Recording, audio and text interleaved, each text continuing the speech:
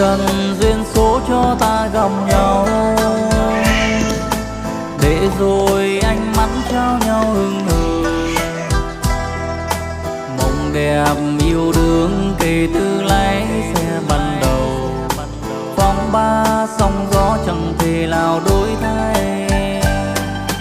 Ngày ngày tháng tháng cho ta gần nhau, nguyện thề ngàn sóng gió bên nhau chẳng rời.